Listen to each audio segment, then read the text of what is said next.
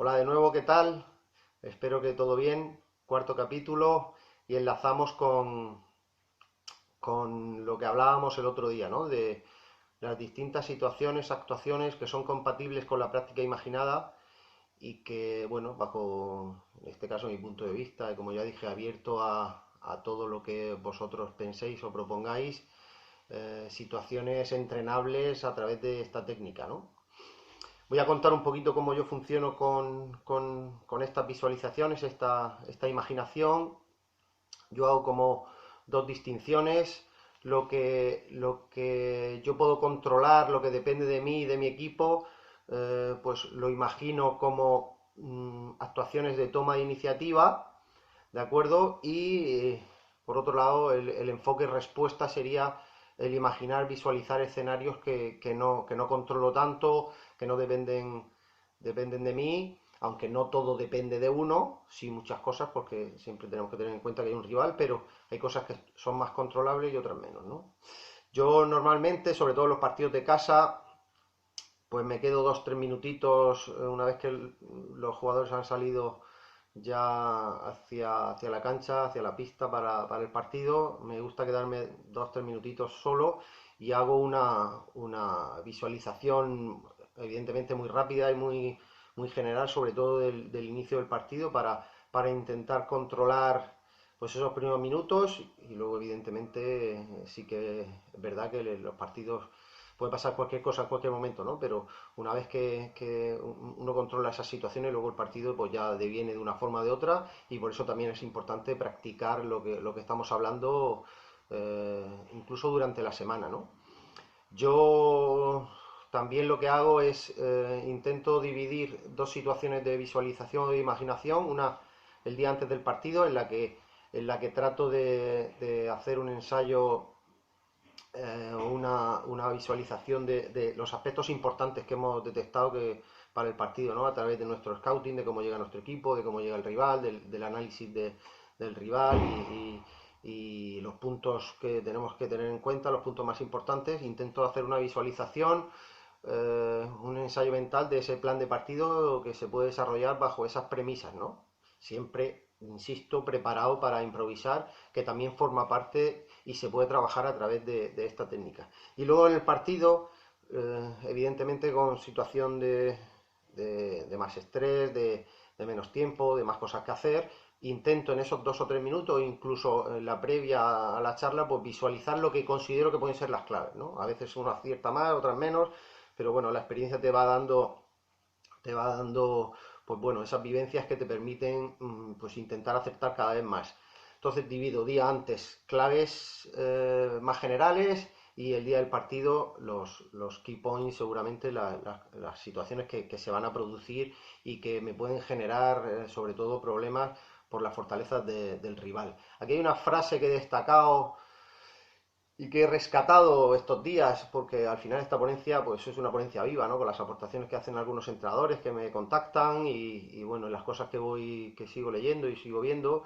Una frase muy significativa de Pep Marí, que todos conocéis: el talento consiste en imaginar rápido.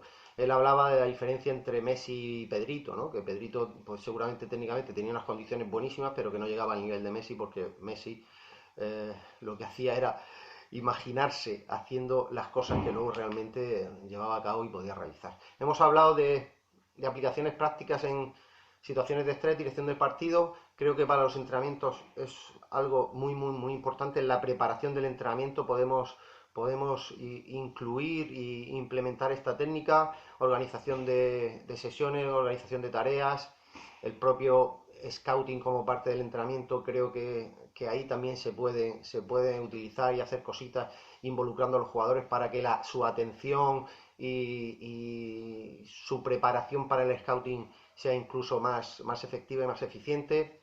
Las charlas post partido, las charlas en situaciones en que el equipo pues bueno, necesita hablar.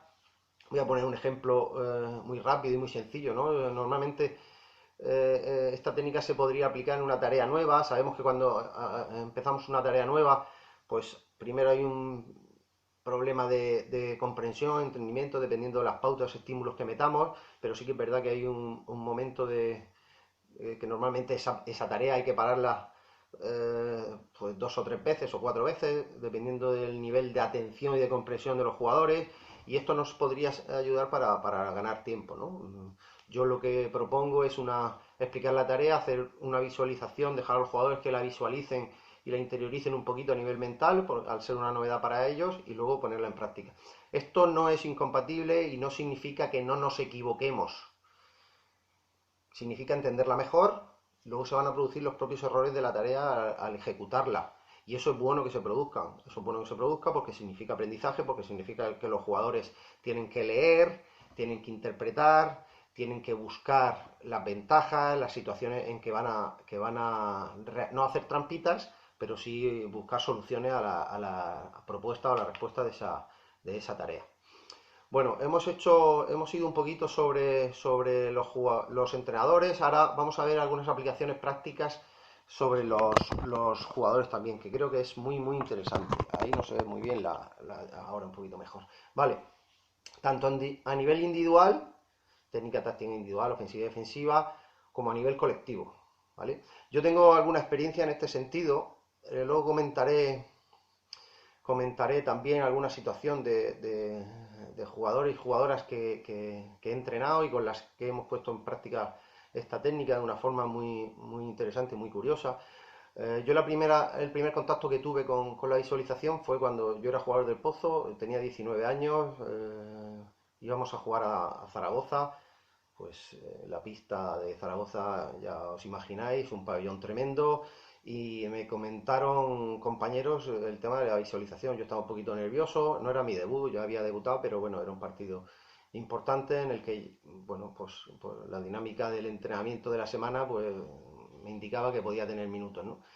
Y yo la utilicé como sabía, con las pocas pautas que me habían dado, y bueno, no sé si fue casualidad o no, pero pues ahí marqué mi primer gol. De hecho, marqué 2 goles en ese partido, que no era yo muy goleador, y marqué mi primer gol en División de Honor en aquella época. Y bueno, siempre tengo ese recuerdo de haber visualizado, haberme visto en ese estadio, viéndome jugando, sobre todo en el vestuario, y bueno, curiosidad, anécdota o realidad. Yo creo que algo de realidad tiene.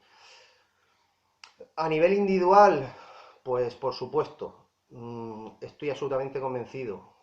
Podemos mejorar cositas, podemos incorporar recursos, mejorar y corregir gestos técnicos, recursos, situaciones que poco a poco yo voy a ir describiendo. Voy a hacer como una especie de auto-brainstorming, lanzando situaciones, como decía, que entiendo que son entrenables y compatibles con esta realidad. La autoimitación, que tiene que ver mucho con la lateralidad, es algo que para mí es fundamental. Y yo lo he experimentado con jugadores y jugadoras. Ahora pondré un ejemplo muy claro del equipo femenino de Roldán, cuando ascendimos a primera división, un entrenamiento que se dio absolutamente, completamente a través de esta técnica, esta herramienta, esta práctica imaginada. ¿Vale? Muchos detalles que con más tiempo imaginándolos podemos luego ponerlos en práctica. Yo creo que es muy muy importante y sobre todo en base se puede utilizar una vez que ya tengan cierto uso de razón y comprendan muchísimo mejor los jugadores, pero yo creo que a partir de quizá alevines se podría implementar sobre todo para el trabajo de lateralidad, como decía. Bueno, lo voy a dejar ahí, me quedo con el ejemplo de las jugadoras de Roldán y el próximo día seguimos trabajando la práctica o las aplicaciones prácticas de esta herramienta para los jugadores y sobre todo ahora que estamos en casa, creo que es un momento súper idóneo para poder trabajarla. Un abrazo a todos, suerte, ánimo, seguimos luchando. Chao.